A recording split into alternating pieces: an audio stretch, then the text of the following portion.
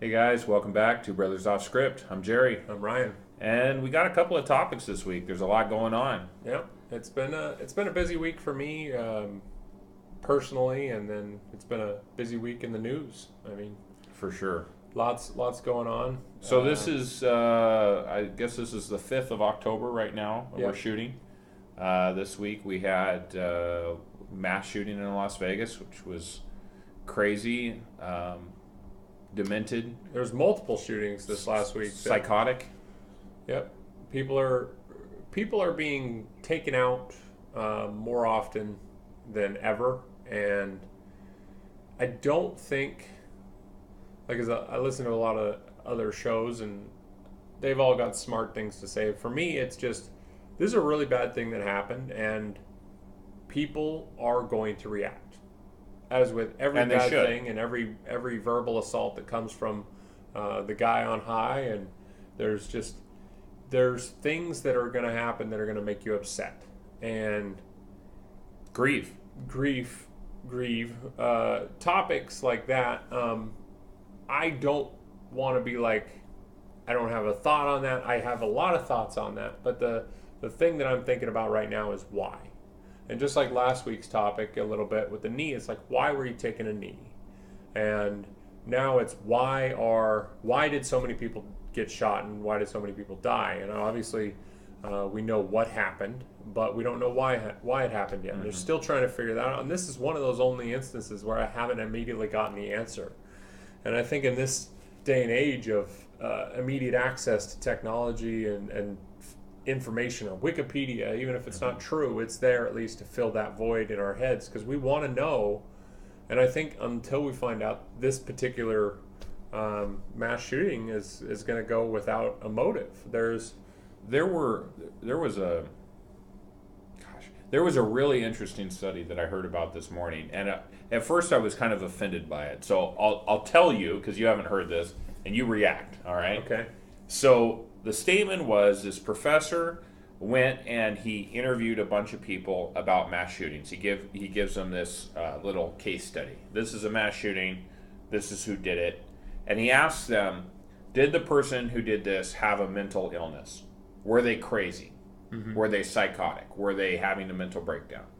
And essentially, what the professor comes to this conclusion is, if the person looks like you're more likely to believe that they were have a fine. mental illness. Oh, really? Yeah. If they look like you. If they're, so for example, if you're a white person and they are a white person, then you're likely to so say you're- they're crazy. Yeah. If it's you're a white person and it's a Muslim person, then you're likely to say Terrorism. it's a terrorism attack. Yeah. And you're not willing to give them like the same idea that they could be mentally crazy too. Right. Because So the decision You're to basing- make it crazy is because if they look like me and they're normal or they're sane, then that means that I am also in the same category, and you want to create a separation between you and the Exactly. perpetrator. And that makes perfect sense, but it's not like, I mean, I'm sure he knew what the answer was going to be when he got it. He was just testing a theory. Most professors are like that, and I'm sure this study's not even new.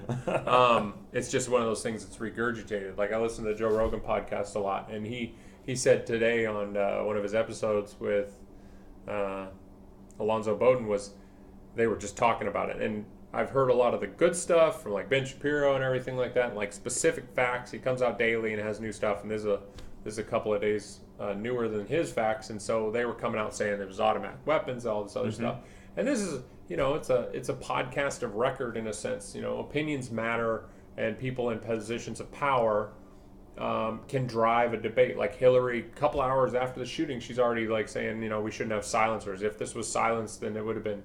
She literally tweeted out hours after, if there had been silencers, then we wouldn't have known it was happening. Well, as everybody says, silencers, especially gun knowledge people, silencers do not make guns sound like a whisper in the wind. Right. They literally just redirect sound away from the shooter, so it's noise ear protection for the shooter, and it's a little bit quieter, but it's still quite loud.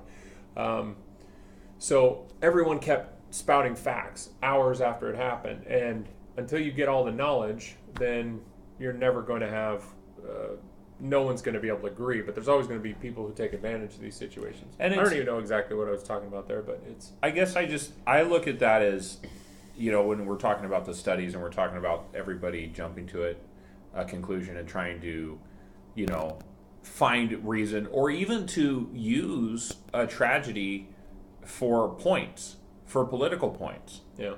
Or to win an argument. Or to, It's say all this, opinions. this is the evidence.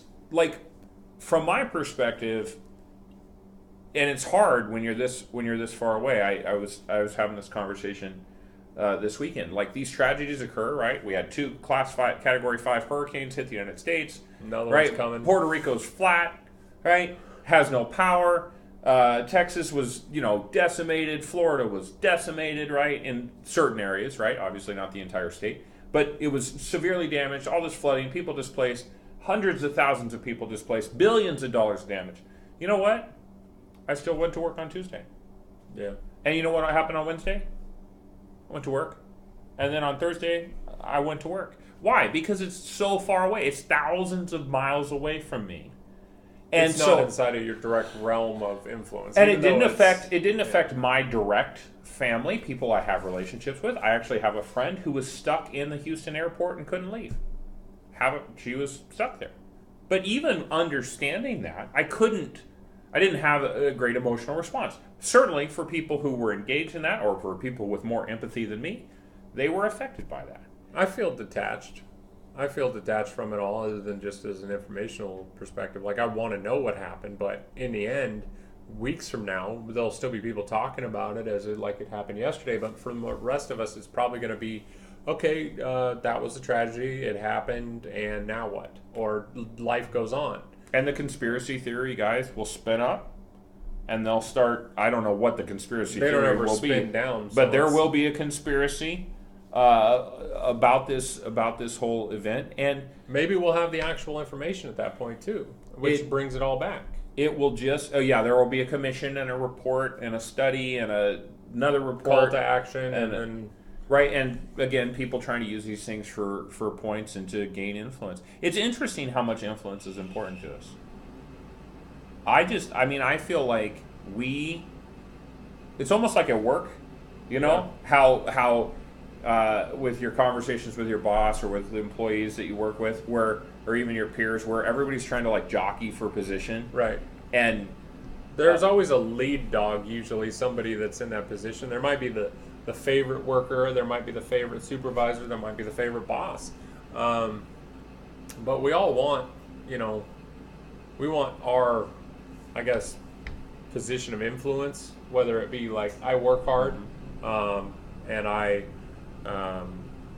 put in a good day's work or whatever, and then I do what my boss told me to do, and every once in a while, I'll be like, good job, Ryan, and I'm like, that's great, thanks for that. I don't need a gold star anymore, hey, if you want to give me a bonus on my paycheck, I'll take that. I like to get paid. So give me that, but I started telling my bosses good job. That's one of the things I do. Good job being a boss. Yeah, actually, I'll tell them. So I don't do it. I don't grin at them when I'm doing it, but I'll tell them. I'll do seriously. Hey, sir, ma'am, whoever, right? I just want to tell you, I really appreciate how you're doing as a leader. These are some things that you do that I really appreciate that you do. And I know that, it's not common for us to, tell you you're doing a good job, and I'm not trying to blow your head up or anything. I just want you to know that these are things you do that I appreciate. And I will say, in general, I have very positive responses from that. Bosses, everyone likes hearing it, I think. And I think it's different from like sucking up to the boss, right? Trying to make them feel like you're friends. I'm not trying to make my boss feel like we're friends. I appreciate what they do. Sometimes I don't appreciate what they do, and generally I lack a filter in that situation, and I'll tell them that I don't like what they're doing. It's nice to have the ability or the freedom, I guess, to say what you really think about somebody, but in most cases we don't. I think there's still a lot of us that are filtered, though, with regards to power structures and stuff. Like, I won't do certain things because of my position, or I won't, when I was at this job previously, and I was just like, hey, you're just another one of the guys. It could be like, down with the system, but now I'm part of the system, so I could be like, all right, everybody chill. We're just gonna be here and do our jobs and do a good job and go home. The only thing that frustrates me is when I see somebody doing it in the least efficient way possible. Like, there's a better way. Why are you carrying one at a time when you can carry 5 at a time and walking 20 feet every single time? Like, and it's like things are challenging. It's hard. So, but we're dealing with these things. Like, he wanted recognition maybe for his good job, and nobody told him, and so he said, "Well, I'll just take action this way." And now we've got a tragedy. Maybe somebody should have told him good job back in the day. It's crazy to. His dad was a bank robber. It's crazy. Literally. Things I don't know. Yeah. I haven't been able to follow it. I've been New working facts a lot every day. I guess I feel like we are in a state, and I understand that there's a lot of topics in this episode, but I feel like we're in a state in our society where we get so fixated on these things that happen that go wrong in our own lives. And it can be a work issue where you're frustrated with your work. In fact, I talked with some people today who are like, I'm mad. I work hard and I don't get appreciated, and you don't appreciate me, and the company doesn't appreciate me, and the man doesn't appreciate me, and I feel for them because they feel helpless in these situations. They feel like no one cares, and certainly depression and mental illness that we're talking about, very likely with this guy, right? And all of his antisocial stuff that he did. You know what? There's probably elements to that too, where he didn't feel like he had a good life. We'll see. But I'm still in control of the kind of life I want to live, and I'm still in control of whether or not these tragedies happen, and they're going to ruin my day or they're going to affect my day. I think it's okay to reflect. I think it's okay to grieve. I think it's healthy to grieve. But I also think it's a good thing to sometimes this stuff is not my bag.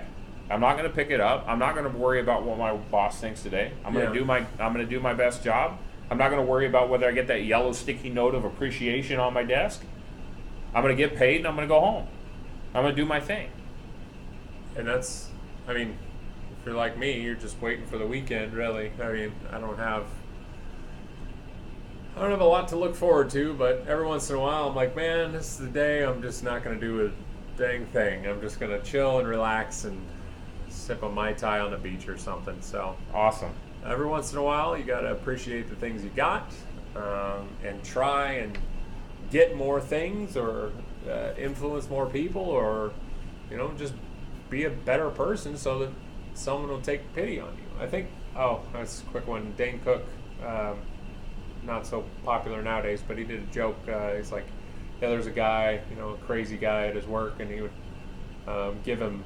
He had like that pocket full of pins or whatever, and he would give him these, he'd say, I'd give him a can of candy bar, Snickers or something every other day or so he'd remember me. So when he finally snapped and came into work with that shotgun, he'd just be going through the rooms, taking everybody out, and come to me and he'd say, thanks for the candy, and then walk on. So you can pay your dues in a lot of ways, but crazy. Maybe, just maybe, being nice to one person might mean that you get to see tomorrow, so...